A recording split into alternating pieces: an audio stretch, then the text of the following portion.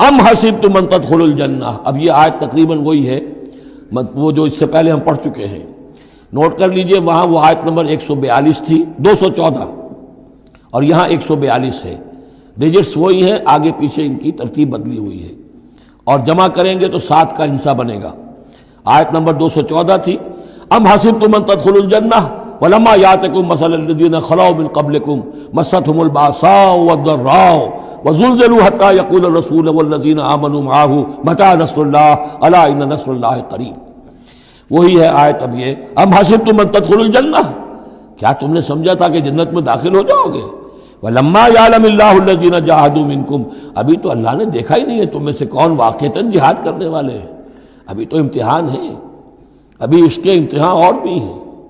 ابھی تو تمہارے لیے بڑی سے بڑی منزلیں، کڑی سے کڑی منزلیں آنے والی ہیں. وَلَمَّا يَعْلَمِ اللَّهُ الَّذِينَ جَاهَدُوا مِنكُمْ وَيَعْلَمَ الصَّابِرِينَ، اور ابھی تو اللہ تعالیٰ نے دیکھا ہی نہیں ہے کہ کون ہے تمہارے اندر جو واقعتاً اللہ کی راہ میں صبر اور استقامت کا ثبوت دیتے ہیں. وَلَقَدْ كُنْتُمْ تَمَنَّوْنَ الْمَوْتَ مِنْ قَبْلِ أَنْ تَلْقَوْهُ، اور تمہارا حال یہ ہے کہ تم موت کی تمنا کرتے تھے اس سے پہلے کہ وہ ان سے ملاقات ہوئی. یہ وہ جو نئے لوگ ایمان لائے تھے اور نوجوان تھے، ان کا تھا ہمیں تو شہادت چاہیے اور ہم تو کھلے میدان میں جائیں گے. یہ اب ان کے اوپر تھوڑا سا تبصرہ ہو رہا ہے کہ اس وقت تو شہادت کا بڑا ذوق و شوق جو ہے اور جوش جہاد اور ذوق شہادت کا اظہار ہو رہا تھا. اب تم نے موت دیکھ لی ہے نا، تو یہ ہے موت. اتنی اچھی چیز نہیں ہے موت، اتنی آسانی سے انسان اسے قبول نہیں کرتا. وَلَقَدْ كُنْتُمْ تَمَنَّوْنَ الْمَوْتَ مِنْ قَبْلِ أَنْ تَلْقَوْهُ، تم تمنائیں کرتے تھے موت کی، شہادت کی، اس سے پہلے کہ اس سے ملاقات ہوتی. فَقَدْ رَأَيْتُمُوهُ وَأَنْتُمْ تَنْظُرُونَ، تو اب تم نے اسے دیکھ لیا ہے اپنی آنکھوں سے، نگاہوں سے موت نکلی. وَمَا مُحَمَّدٌ إِلَّا رَسُولٌ، اسی میں ایک دفعہ یہ بھی ہو گیا تھا کہ کچھ لوگوں نے یہ کہا کہ جب محمد کا انتقال ہو گیا تو اب کس لیے جنگ کرنی. حضرت عمر بھی ہیں ان میں سے.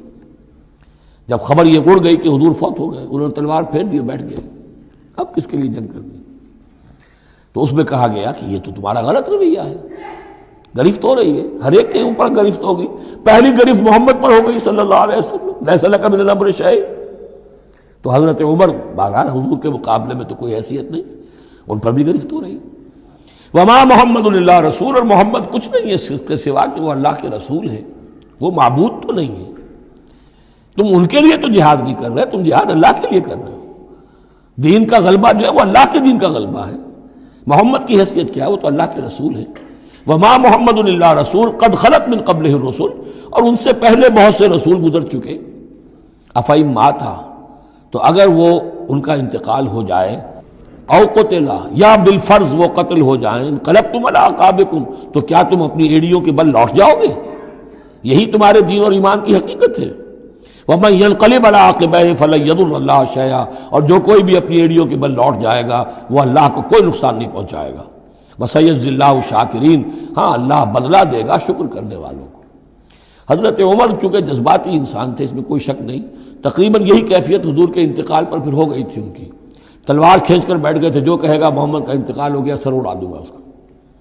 وہ تو پھر حضرت ابو بکر آئے، وہ یار غار، ثانی اسلام و غار و بدر و قبر، وہ آئے ہیں. ان کے لیے چونکہ رکاوٹ نہیں تھی، حضرت عمر تو اندر جا نہیں سکتے تھے، حضرت عائشہ کا حجرہ تھا. اب حضرت عائشہ بیٹی ہیں حضرت ابو بکر کی، وہ سیدھے گئے حجرے میں، جا کر چہرے مبارک پر چادر تھی ہٹائی اور آپ کی پیشانی کو بوسہ دیا اور کہا کہ اب دوبارہ موت آپ پر وارد نہیں ہوگی، اب تو حیات جاویدانی آپ کو حاصل ہو چکی. پھر باہر آ کر یہی آیت پڑھی وما محمد الا رسول قد خلت من قبلہ الرسل افئن مات او قتل انقلبتم علی اعقابکم. حضرت عمر کہتے ہیں مجھے محسوس ہوا جیسے یہ آیت ابھی نازل ہوئی ہے، اتنا اثر ہوا. یہ عظیمت تھی حضرت ابو بکر کی، بہت بلند مقام ہے حضرت ابو بکر کا.